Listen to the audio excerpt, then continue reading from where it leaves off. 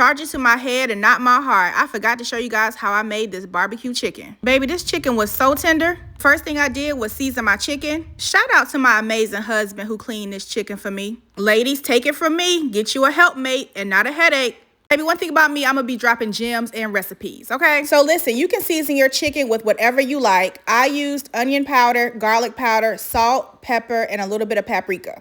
And I sprayed my chicken with a little bit of olive oil so my seasonings will stick. I then just massaged my chicken a little bit to make sure my chicken was fully coated, and then added my chicken to this Pyrex dish. Baby, to me, barbecue chicken trumps baked chicken all day, every day. I cover my chicken with foil and bake on 350 degrees until it's nice and tender. And then I make my sauce. I always doctor up my sauce by adding in some apple cider vinegar. In Eastern North Carolina, we add vinegar to everything. I add some brown sugar, some salt, and some pepper.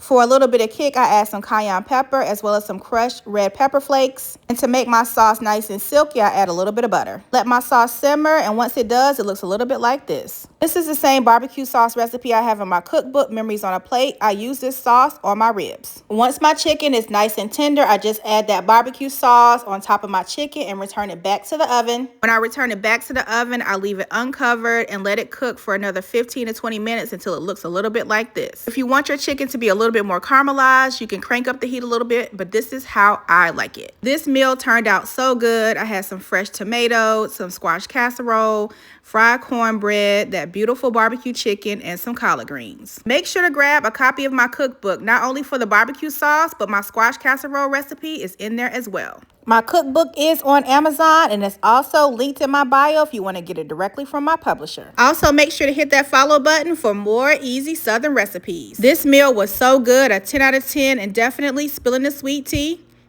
approved. Of course.